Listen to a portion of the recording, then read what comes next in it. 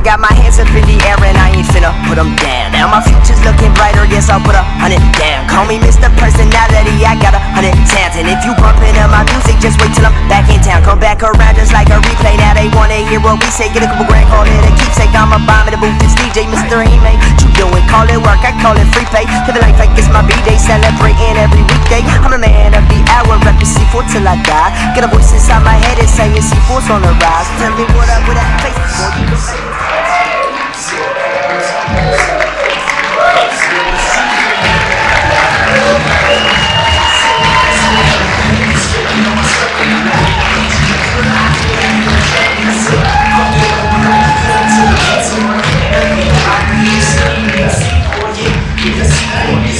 Thank you guys. Media theater, what's going on? Make some noise, man. We sort this shit out. How sick is that?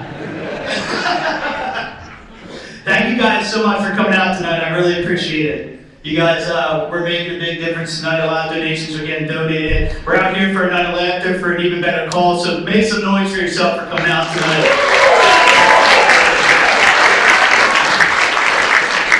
Man. It's really cool that we could all gather together here. The world is in such an insane place nowadays, man. Depression is at an all-time high. Everything is so expensive. Inflation's forever, and we're here tonight enjoying ourselves. So that's awesome. So thank you guys again for coming out. I'm gonna be up here for a little bit. A lot of shit has happened this past year. A lot of tragedies going on in the world nowadays, if I'm gonna be honest. I had a tragedy on my way down to the show tonight, actually. I was driving down to the show tonight, and I stopped at a red light, and I had one of those circumstances when you look to the right, and you immediately lock eyes with the driver next to you. Anybody else ever have that situation happen to them? Yeah. For a normal person, it's like completely fine, and then, it's a couple seconds and they just get moving. Not for me. I'm really horrible in those situations. I have generalized anxiety and panic disorder, so I'm horrible in those situations. I can talk in front of 100 people and be fine, but 2 seconds looking at a random man in media, I'm sweating. So what was 2 seconds, right? I start sweating, I start hyperventilating a little bit, and I did what any normal man would do to another random man in media at a stoplight, and I blew a kiss. I panicked. I don't know. I didn't know what to do. I didn't know what to do. And the worst part about it was, he caught the kiss. So I think I have a date after the show tonight.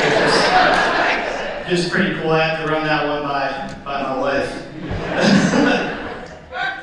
I can tell you the state of the world nowadays, man. I've been doing a lot of traveling recently. I was just in Florida, and I was on a plane, and this summed up America.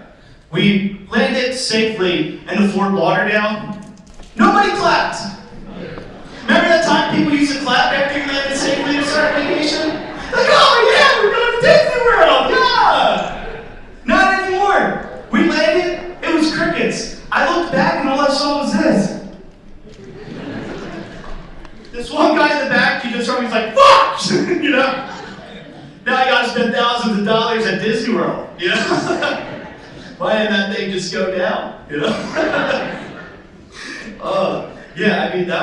that was crazy. And even game shows nowadays, with the way the world is with inflation, everything's so expensive, there used to be Who Wants to Be a Millionaire and Deal or No Deal, and now it's Flip Side with Steve Urkel, He's like, yeah, what's up, man? I'm on the flip side. Get a chance to win $1,000.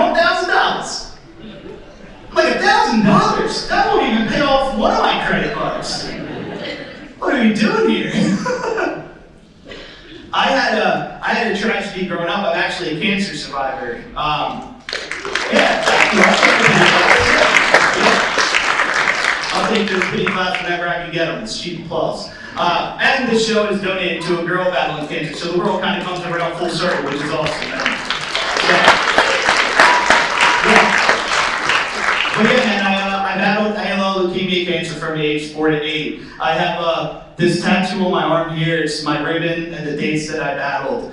And the cool thing about this tattoo is the first ever scratch and sniff. Yeah, you scratch and sniff this bad boy? It smells just like chemotherapy. Yeah. It sucks, man. I had the worst. Chemo, radiation, I lost all my hair. The worst part, though, is I have a permanent scar on my chest from the port where I had to get blood transfusions. Sorry to turn you guys on a Friday night. And it's not even a cool scar, you know? So I can't even make up some crazy story. Like I got into a fight with 4 dudes. One had a knife and he stabbed me, but I still went home and I got laid that night. It's small, it's pink. I'm gonna be honest, guys, it looks exactly like a vagina. It does. It does, yeah. And it sucks, you know? Because I like going down the shore in the summer. I spend a lot of weekends down there, and it's just so hard to enjoy myself down there on the beach with my shirt off, with all these horny senior summer kids just trying to finger my chest pussy.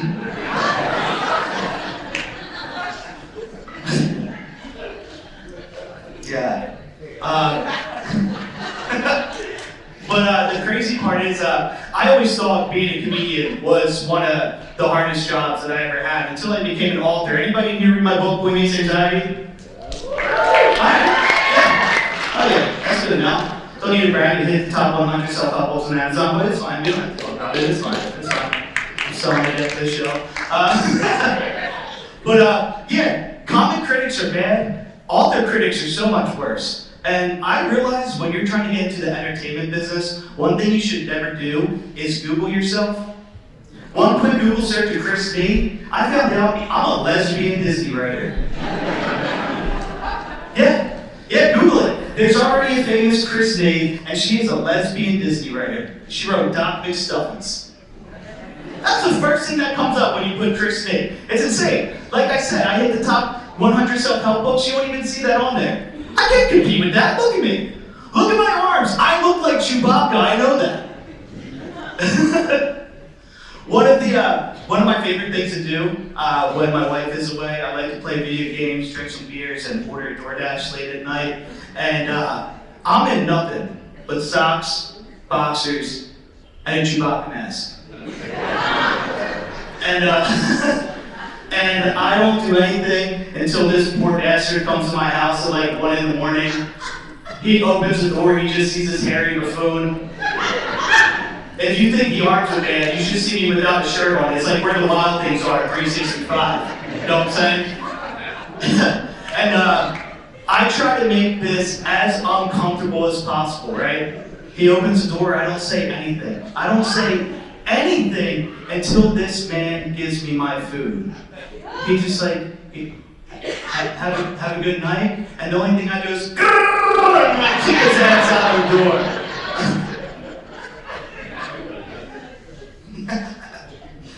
You know, it's funny, it does happen. I grew up here. I grew up in Upper Darby. Tripped out Academy Lane. I grew up in Upper Darby on Academy Lane. Any Delco people in here? I'm assuming yes. Yeah, I grew up in Upper Darby. I grew up the son of a cop. Anybody in here have any families in law enforcement? Okay, yeah, a couple of people do. Yeah. Growing up with a family in law enforcement, it's a gift and a curse, you know? One thing is that's really good is I never did heroin, which, you know, that's pretty rad because you Kensington. What you see there, it's like Zombieland. You have people down there like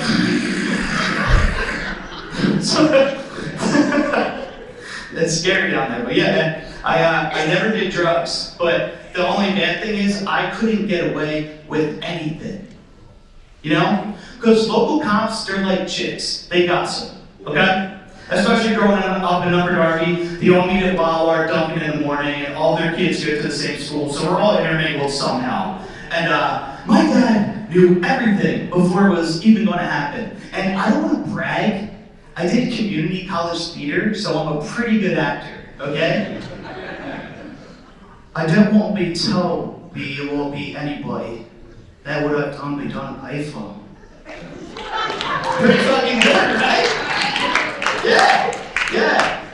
So this one time I wanted to, go to a kegger at the golf course, because that's what my generation did. We drank in golf courses.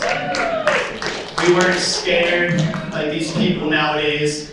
But the worst part was, my dad knew when those keggers were there before I did. So I had to like come up with crazy solutions in my head of like how I would lie to my dad. I'd be like, I was just telling him I'm at my best friend's house tonight. No, because all my friends live right around the block. He's going to for sure know that I'm not at my friend's house. And I'm like, you know what? I'm going to tell him I'm going to a chick's house. My dad would never block my cop, you know? I'm going to a chick's house tonight. Yeah, okay, Chris, yeah. Go to a chick's house. So that was my lie. I'm going to a chick's house. And before I walked out the door, right, I'm like, all right, have a good night, Dad. And he goes, yeah, you too. I'm walking down the steps, and then he goes, oh, just so you know, I know about the kegger in the golf course tonight. So I don't want to hear from my cop friends tomorrow at Dunkin' and Wawa that you were there. I'm like, ooh. Wawa knew he was that tonight. There was another time I just got my license. I was 16, and I didn't even have my own car at the time. I had a white Nissan Altima that my dad had. And I picked my best friend up. We've been best friends since we were babies, and we just, drove around the block a couple times, just cruise, because we had nothing to do. We had nowhere to be. So, we literally drove around in circles. It was actually pretty pathetic looking back on it, but that was plans that we had. But we're driving around the block, and then we try to cut it into my alley, right? And we're cutting into the alley, there's this big yellow pole. So I'm cutting it, and my friend's on the side, I'm like, I'm good, right? He goes, yeah. I wasn't. I hit the pole, and then there was a huge yellow smear on the front of my dad's 2003 Nissan Altima.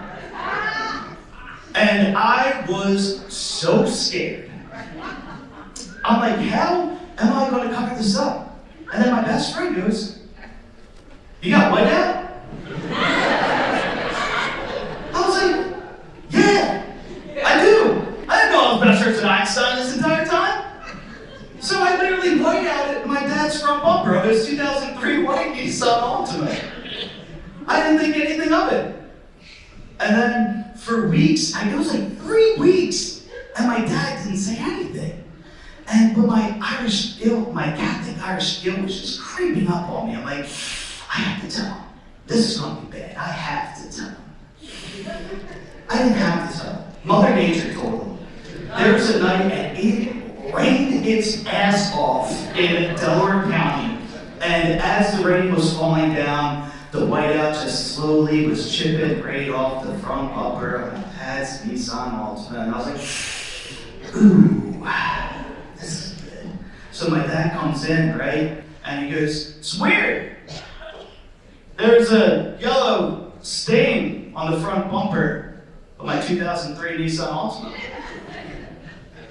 Wonder how it got there. And, I had to come clean. I couldn't bottle it up anymore. My dad, it was me. I bumped into it. He responded, I knew it the day that you did it. And I was like, fuck, how does he know this? And then he goes, first off, I can't believe you even thought whiteout was a good idea. He's like, you would have had better use just sniffing that than putting it on my car. And then he goes, and also, it's not even the same color white. I'm like, who knew there was different color whites? I thought white was white. I don't know.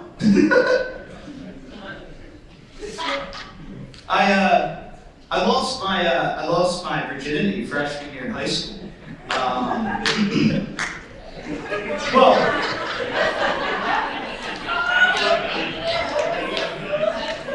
I don't know if I should be offended that you don't think that I was getting laid, or offended that I got one clap up in the front.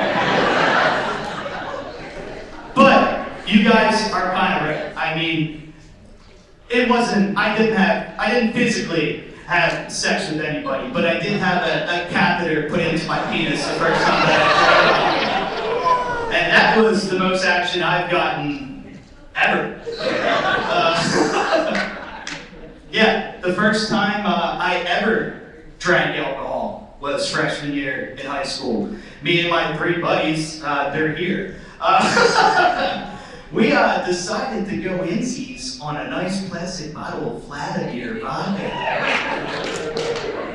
Yeah. Ooh, man.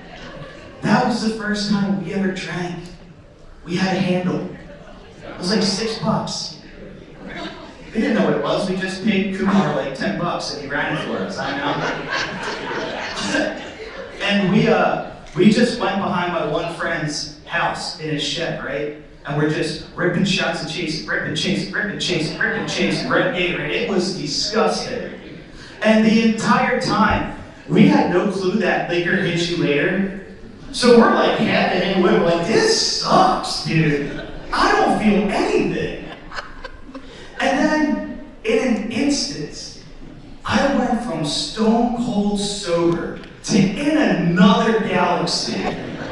I was so hammered drunk. And you know what's fucked up? I saw my best friend that night. He lied to me for 6 years that he was not there. And it was like it was just recently, he's like, I was there that night. I'm like, God damn it, I knew it. I knew it. But I was so drunk, it was really bad. But my friends, they did me a solid and they dragged me home and decided to just throw me on the lawn of my parents' house like an Amazon package. So my parents thought I was deceased. And then I woke up from a drunken, kind of nice slumber in the hospital. And let me tell you something. There's nothing scarier than looking face to face to your parents when you wake up from a drunken slumber. I didn't know how I got there. And I also didn't know that I had a catheter in me. When I opened my eyes, my dad just goes to the nurse.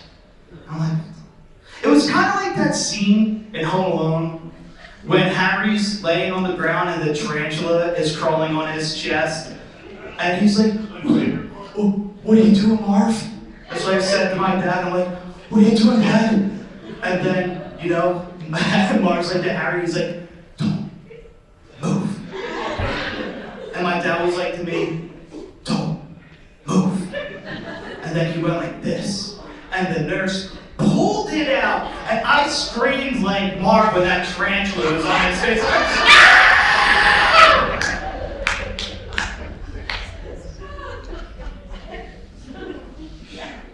But never did drugs. And I also never drank Vladimir vodka again after that. Don't clap. Don't clap. We don't need to clap there. That's really insulting. But the thing was, I never did drugs. And the reason I never did drugs was not because I had an addictive personality, but I already have horrible anxiety and panic disorder that I know for a fact my shit would be laced. I knew it. I would go to parties, my friends, they would have a good time, they smoke a little weed, do a couple nose beers, but like nothing crazy. And I never did it. One, because of the anxiety, but also, I watched Drugs Inc. Anybody watch that? Drugs Inc.? Yeah, it's a documentary. In each episode, they interview different drug dealers, and they interview different drugs, and the one episode was cocaine. And let me tell you something. They chopped this shit up in the grossest, broken down, infested apartments I've ever seen in my life.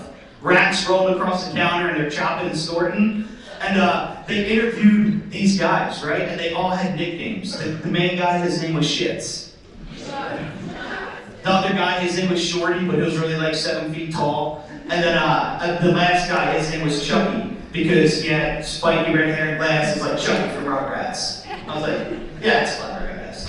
But I was like, why was this guy named Shits? And they interviewed him, and he's like, yeah, so they call me Shits because I lace my coke with baby laxatives. And that's how I would go. That's how I would go. I would try drugs for the first time, not only die in overdose, but I would shit my pants. And then my father would walk into me, shit all over the ground, dead from drugs, and he would be so much more disappointed than when I messed up his 2003 Nissan Altima. Boy. You know that kind of father? Is it my father? Do I have to speak to my father? This is fun. You guys are fun. This is a good time. I recently went through a DUI checkpoint, and I was so scared. Not because I was drunk or anything at all, but because I have a state registered learning disability and I have flat feet. So, yeah. The tests that they run, they ask you to do the alphabets from Z to A. If I'm sober, I can't do that. If I'm drunk, I can't do that. And I can't even walk a straight line because I have flat feet. Look at this. It's embarrassing, right? So I go to this DUI checkpoint, and it was like the situation with the man that I blew a kiss to. I was sweating already and hyperventilating a little bit. I go into the DUI checkpoint, an officer goes, "License and registration, sir?" I'm like, "Yes, absolutely." Go into my glove compartment, license and registration, hand it over to the cop. And immediately he just goes, "We have a problem, sir." I'm like, "Ooh, already." I'm like, "Yes, officer." He goes, "Sir, this is a Regal credit card, and you also just gave me a napkin. This isn't even registration." I was like, "Ah! Damn it!" "So sorry, officer." So I took it back, gave him the right stuff, and I was still, obviously, I gave the man a credit card for a Regal movie theater that probably doesn't even exist anymore, and a napkin. So he thinks I'm on something. So immediately he just goes, "All right, pull over to the other side." I'm like, "Oh no, the tests." So he pulls me out of the car and he goes, "Sir, do you want to take a walking test or do you want to do an alphabet test?" And I was like, "Is it like any other one or those are specific?" And he goes, "Please do the letters." And I'm like, "Okay." He goes, "I want you to say it from Z to A." And I just was like, "Sir, not happening. I'm sorry." And he goes, "Why?" And I'm like, I can't. I can't do it." He goes, "Fine. Then walk a straight line." I tried to walk a straight line. It was horrible. And he was like, "This dude is definitely messed up." So he goes over and he's like, "We're going to have to take a breathalyzer." I'm like, I'm failing horrible at this and I'm stone cold sober. So I go over to the side, right? And I do the breathalyzer test. He's like, "I want you to blow on this like you're blowing a balloon. Blow as hard as you can." So I'm just like, I filled my lungs up, blew as hard as I can. And then he walked over to his apartment to the side over here. And I'm just standing back, like looking at them. And they're doing like a lot of head scratching and like this. And I'm like, "Oh no, this is." So the officer comes over and he goes, "We have another problem." I'm like, "Again?" He goes, "Do you know what you blew?" And I'm like, "I don't know." He goes, "A 0. I'm like, "Yeah, that's passing. Like for once, for any test, a 0 is good. Like that's passing, that's good." And then he goes, "Yeah, but you failed every other test. What the fuck is the matter with you?" And I was like, "Sorry, I have a state registered learning disability and I have flat feet. I have cancer and chemo brain. I can't remember anything. I'm sorry." And he must have just felt bad letting my life flows. So he just said, "You know what, sir? Hop in your car and get out of here. And I don't want to see you again or I will arrest you for something." I never got into a car and drove off as fast as I possibly could in my life. It's crazy. I've been having a lot of run-ins with the homeless lately. Anybody here, have any encounters with homeless people? No, just me. Okay. Yeah, I was in New York City recently, and New York City's a lot like Philadelphia. Big city, big dreams, bigger disappointments. But the difference between Philly bums and New York bums is like New York people are all like failed actors and writers. They're still heroin, but it's not as bad as Philly. Like Philly, Zombieland. I was like walking down the streets of New York, right? And I was looking at this alley, and this dude had a box house that looked better than the house that I was living in at the time. I went and like knocked up. I was like, "Excuse me, are you accepting roommates by any chance?" There's like a little 2-bedroom, 1 bath. This is nice. And then I had this crazy encounter. I was buying a chicken sandwich at the end of the night from some chicken joint, right? And this homeless guy, pats my back. So I just turn around and he goes, "Excuse me, sir." I'm like, "Yeah?" He goes, "Yes, I am homeless. No, I do not do drugs. I'm just waiting for my big audition to make it to the screen." I'm like, "I knew it! These guys are all actors." And then he went into this like really poetic monologue where he was like, "Excuse me, sir. I just wanted to know if you'd find it in the kindness of your heart to buy me a chicken sandwich so I don't starve for another day." I started like crying. I was like getting emotional. I'm like, "Yeah, I'll get you 2 sandwiches, you son of a bitch." Other nice sandwiches. Not in Philadelphia, man. I got robbed my first and only time in Upper Darby by a Philly bum because they're angry and they're aggressive. This is a situation that I had. I was waiting for my Uber at the end of the night, right? And the only thing I had on me was I had my wallet, no cash, just a credit card, and I had a pack of Tic Tacs. That's all I had. That's all I had. So this guy comes up from behind me, pushes my back. So he pushes me, and I turn around, and he's right in my face. He goes, "Yo, white boy, give me some money!" And I was like, "Whoa, holy shit!" I'm like, "Sorry, smelly bum, I don't have any money." And then he goes, "Bitch, then Venmo me!" And then he pulled out his cell phone. It was a better edition than what I had. This dude goes, "Trey Doll, 215, the guy." I was like, "Excuse me?" And he goes, "Trey Doll, 215, the guy. That's my Venmo." I'm like, "Sorry, I don't have that." And then I made a mistake. I backed up. And when I backed up, my TikTok straightened. So I backed up. His eyes lit up. He goes, "Oh, you don't have anything, huh? You don't have anything? Then what the fuck was that?" And then this guy turns me around and starts patting me down. And he kept calling me white boy. He's like, "Hey, where's white boy?" And I was like racially offended. Because he was white. So, why do you keep calling me white boy? Like, there's no need for that.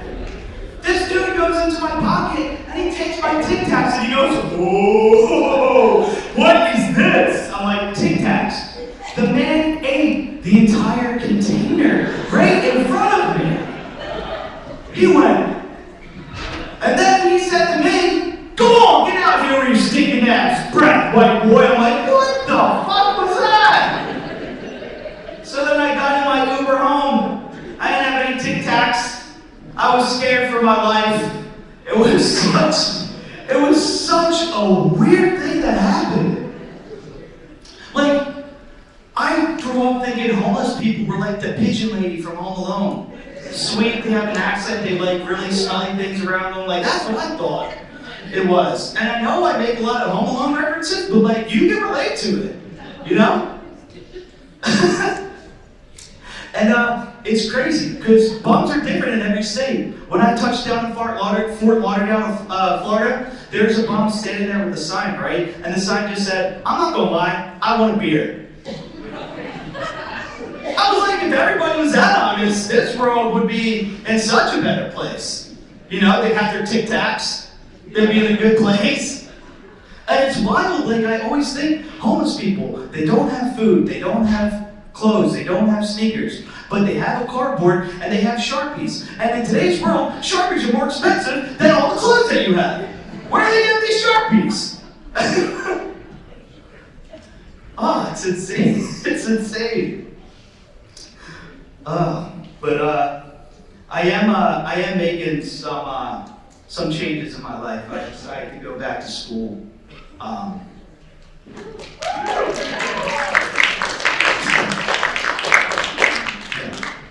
Well, technically, not at school. I've been playing a lot of NCAA football on my Xbox. And you know what? I am striving to be a white halfback Heisman winner. And And I'm not going to stop until I am. These games nowadays are so realistic. You have to go to class, you have to keep up grade point averages, you have to practice to get on the main team. It's a lot of work. And when I tell my wife that I'm going to school, she goes, "It's a video game, you jerk off." And you know what? I can't wait until I win my state title over my head. I'm going to blow her a kiss and be like, "This is what you're missing out on, baby. Right here." No, school was bad for me. I'm not gonna lie. I graduated grade school and high school, which is equivalent to, a degree. It's meaningless and you're still pretty screwed for life. I do have an associate's degree, and it took me as many years as a PhD to get my associate's degree. And I like to bargain with doctors when I see them out at bars. Like, "Yeah, I've been in school for like 7 years." I'm like, "Tell me, brother." I know it. I feel it. But no, I did get my bachelor's degree. That was just a video game joke. I thought you guys played that one. Yeah, the one thing about, college and growing up and stuff that I do regret is I never had a sexy phase. You know what? Yeah, I was like the cancer kid. My teeth were horrible. I had no hair. I had no self-esteem. Like, there's no shot at me pulling tens. I only pulled ass in community college theater because I was the only straight guy in those plays. But I never had a sexy phase. Like, I always wanted to be like John Mayer says. Have you ever seen John Mayer on stage? She's been to a John Mayer concert. He's on stage and he does his sets and he says the dumbest shit. And he has these girls moister than an oyster. He's on stage and he's like, "I farted in the Uber over here, baby. Don't tell me, baby, don't tell." And everyone's like, "Ah! So hot!" No, he's not. I try to get that from my wife nowadays. I go up to my wife on occasion and I'm like, "I'm sexy, right? I'm sexy." And then she just responds like any wife would. She's like, Did you take the trash out yet, Chris?" And then she starts to play John Mayer while she's cleaning the house. Like, "Fuck, you're sexy! God damn it! John Mayer, man. So sexy." Yeah, man. Growing up, I grew up in a different generation. Can we agree? We're a little older of a crowd. We don't like this generation of kids. They're like sober and political. Fucking losers. You're losers. You're soft. You never had to blow in a video game in order for it to work properly, and it shows. Okay? He's like, "Dude, it's cool. I'm sober. And they really care about politics." It's like, dude, shut up, you nerd. One thing that pisses me off, I'm on TikTok late at night just scrolling, and I just want to see dogs and funny things, and then it's just all these sober losers dipping their face in water. Every day I wake up at 5 a.m. and I just put my face in cucumbers and ice. What a fucking waste of cucumbers and ice. And then, I'm sorry, ice plunges, they have to go. It's not cool, okay? Everyone's like, "My New Year's resolution is doing ice bath every day for 1 minute. Ooh, ice bath." You could not pay me to do an ice bath. You know what? I would rather lick LeBron James' feet than do a cold plunge. And I don't know if you ever Google a picture of LeBron James' feet, but there's 23 years of wear and tear on those bad boys. It's like one big bun. It's like a skeleton bone wrapped in electrical tape. It's gnarly, dude. And I would lick the shit out of that instead of doing a cold plunge. People who do cold plunge are people who do CrossFit. They just never shut the fuck up about doing it. You have to stop. How you guys doing over here? Oh, what up? What's up? Are you cold? You want a hug? Speaking of LeBron, I know I don't look like it, but I do support Black-owned businesses.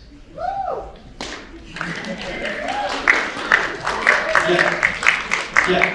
Just the other day, I supported this one young African entrepreneur. He goes by the name of Shaquille O'Neal.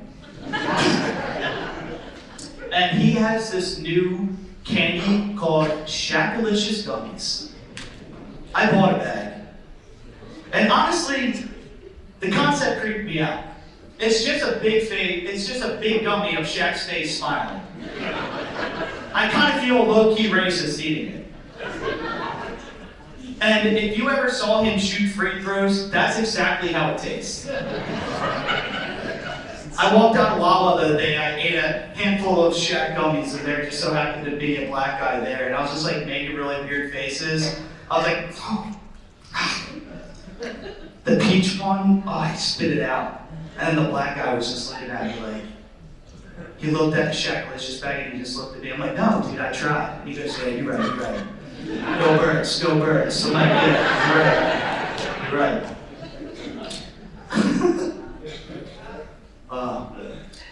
Shaqalicious gummies, don't do that. It's just, you don't want to do that.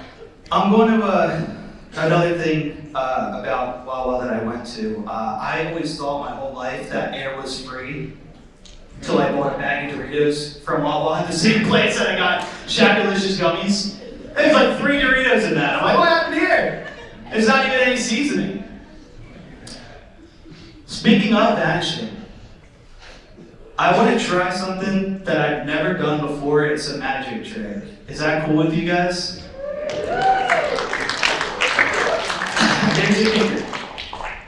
I do need one person from the crowd for participation. That person had the first. Legs up. We're pointing a lot. Who are we pointing at? Whoever stood up first, come up here.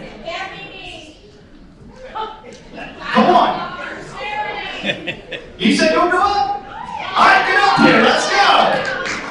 Hell yeah. Come up on the stage by yourself, sweetheart. I don't want to get sued here. It's not my choice. This is my best friend. She comes to a lot of my shows. Alright. Guys, I'm so excited. This is crazy. You're gonna call me David Blaine after this? Say your name for everybody. Joe now. Give it up for her!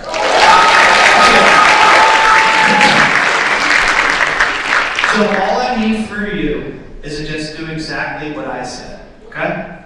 Alright, so I need you to stand over here by the stool, and what I need you to do is give me a high five.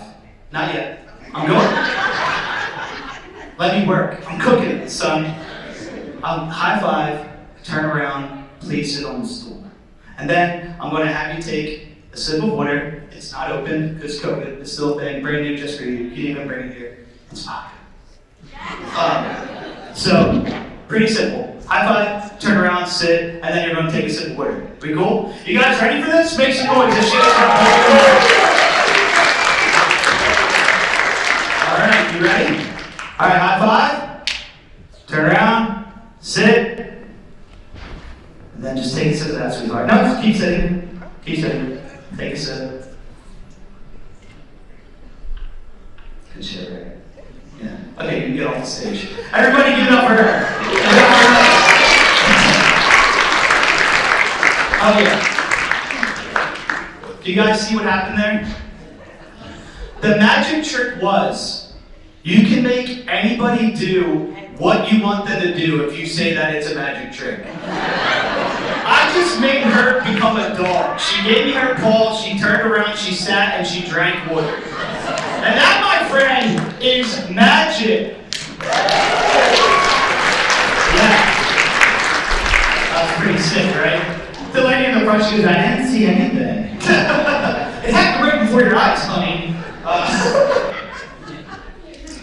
Speaking on to some more serious things, My wife and I almost lost a cat last year.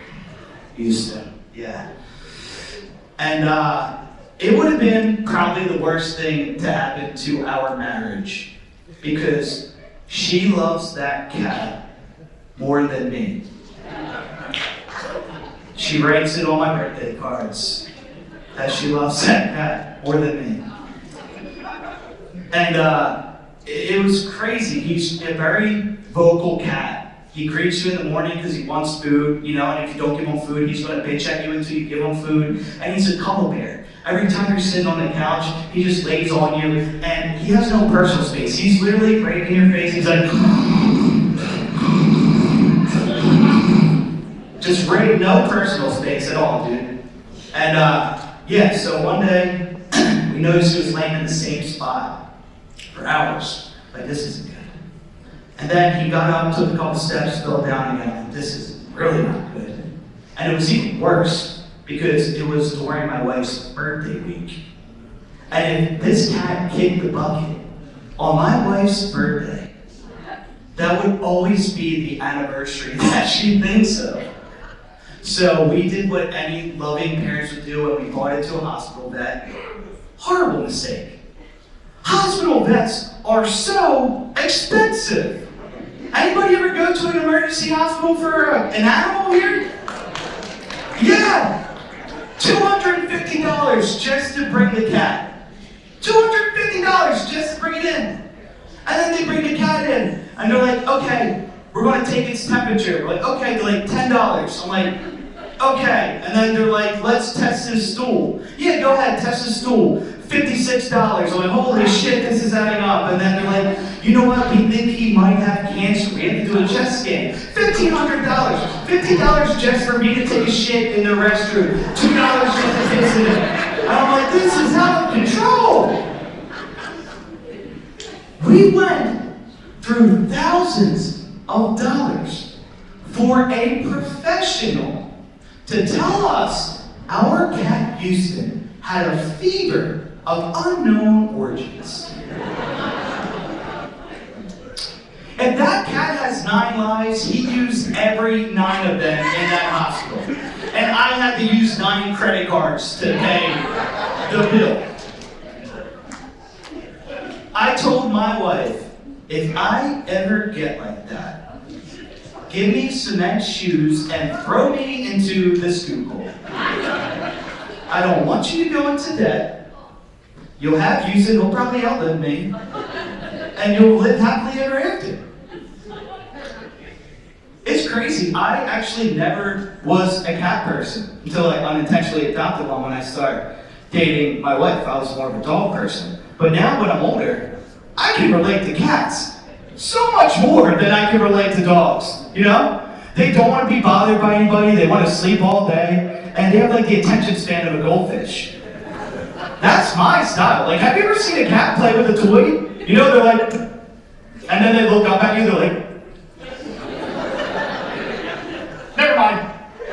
Like, that's where I'm at.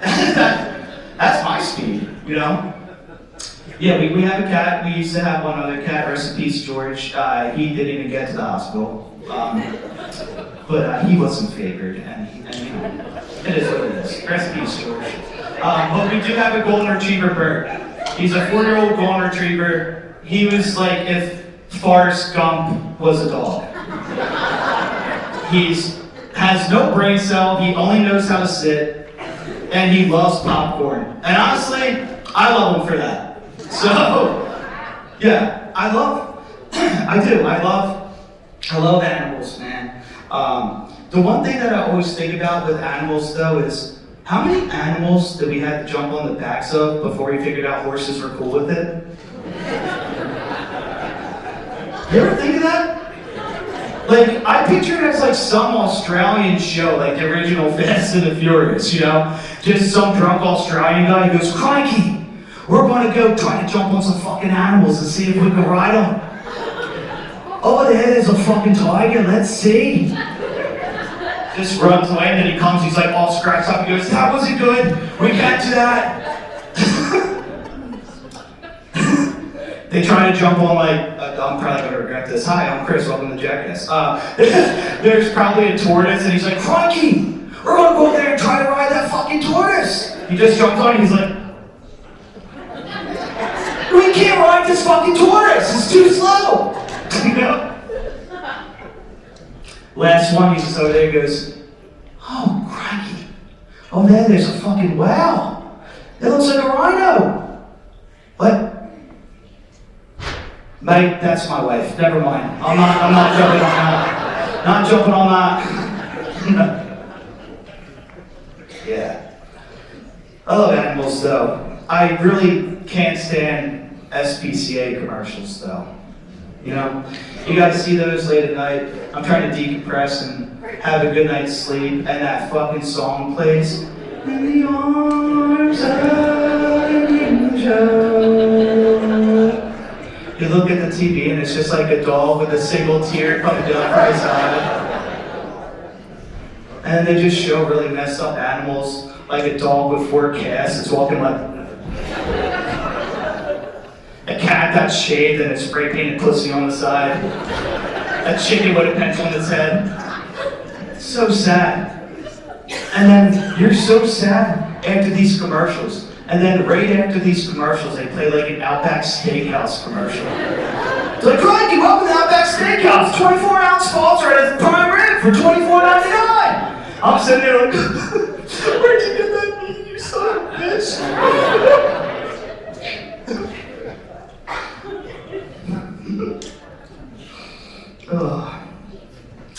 My wife and I have we have a lot of hobbies. One of our favorite hobbies is we're big Phillies fans. Anybody here Phillies fans?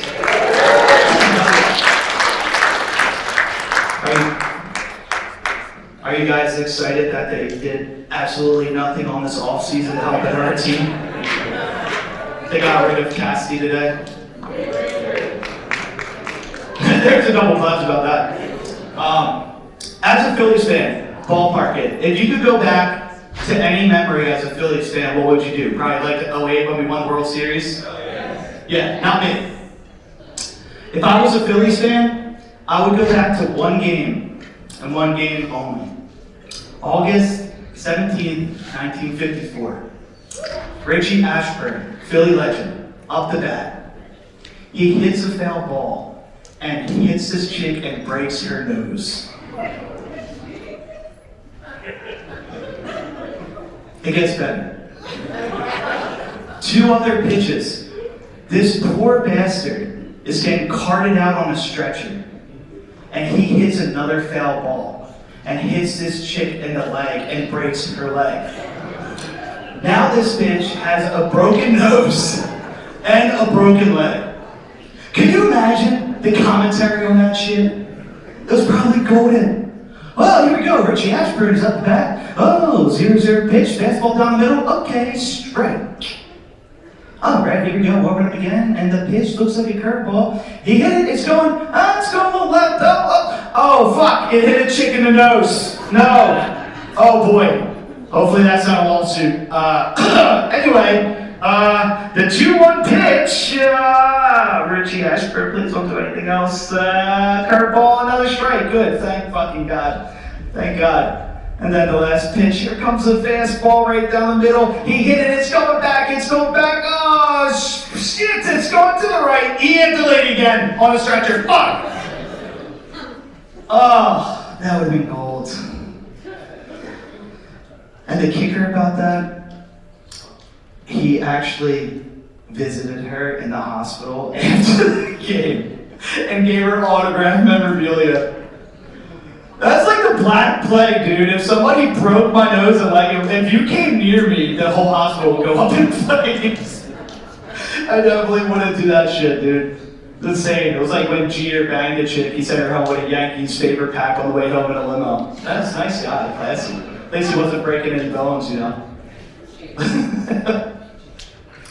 But another crazy thing with the Phillies, like 2 years ago in the playoffs, it was right around when Pete Rose died. You guys remember Pete Rose, right?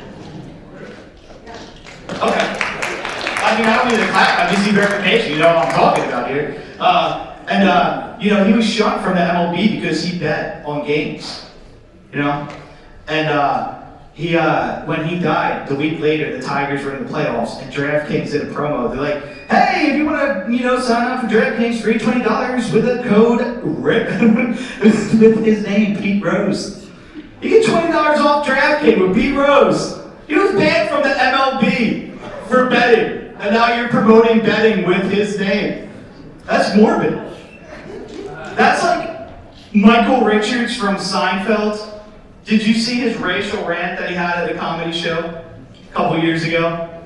The dude just went on stage and just started ripping the N-word out of nowhere. It made everybody uncomfortable, went super viral, he got canceled. That's like if I did an all-black showcase and I did promo code Kramer to come to my show. It just doesn't make sense at all. One of our other favorite hobbies, though, is we like to watch murder documentaries. Anybody else in here like to watch murder documentaries? Yeah. The sad thing about it, every single time I do that joke, girls get more crazy about that than the guys do. But yeah, we love watching murder documentaries because we bond over death, because that's what you do when you're married, okay? And my wife is so smart, man. She watches all these documentaries. At the end of the episode, she goes, "How didn't they get them? They had the semen, the footprint, the blood. How did they not get them?" And then after, the only thing I'm thinking about when I watch these documentaries is, how important does somebody have to be considered assassinated instead of murdered? You know? They have an episode and they're like, "Holly Hillary, a 16-year-old straight-A student, was brutally assassinated leaving choir practice the other night." The whole crowd gives a shit, like the whole town gives a shit about her. There's candlelight vigils, the parents don't stop until they find the killer. And then they have another episode, they're like, "George Houston, a 42-year-old virgin. He was murdered leaving GameStop the other night. He still lives in his parents' basement and he used their credit card." Nobody gives a shit about this guy. They just interview his two parents. His mom has wrinkles on the lips. She smokes in the house. She's like, "Well, he's always down there on those internet chat logs. He can never do anything with those internet chat logs." The dad's just sitting there like,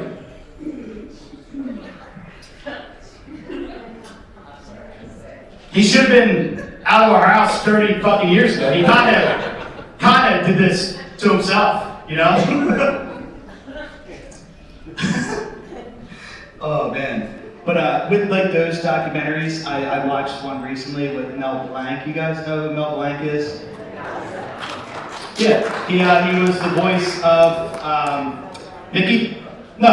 Bugs Bunny. He was the voice of Bugs Bunny.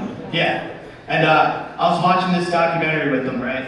And at the end of the documentary, they show his gravestone. And his gravestone says, "That's all, folks." I didn't do it. His family did. Everyone's like, And that really made me think, when my time is gone and I'm no longer here anymore, like, what is my tombstone gonna say? Because I really hope that I leave a mark in this world. And I can just picture it. Here lies Chris Nate, the cancer surviving Chewbacca with the chest pussy. Media theater, thank you guys so much. Thank you guys so much for coming out, man. You sold this place out. You raised a lot of money. Thank you guys. Thank you for making this nice special. Thanks for coming out. We're going to do raffles at the end of this game, so here comes Brooke.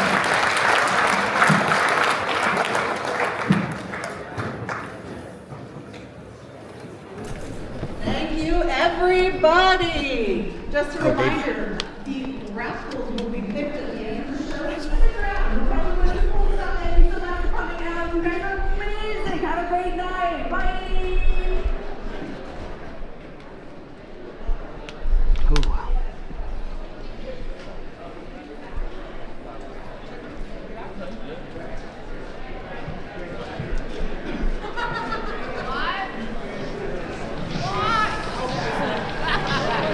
We'll see everybody at the after party at Martinique. 10% off your bar tab. Come celebrate. If you got a raffle, please say we're calling winners.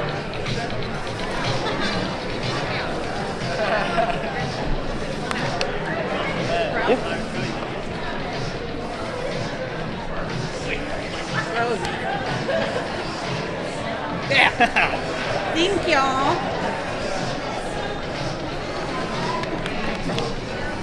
Look at what you did. I hit the outward. I hit it. Nice.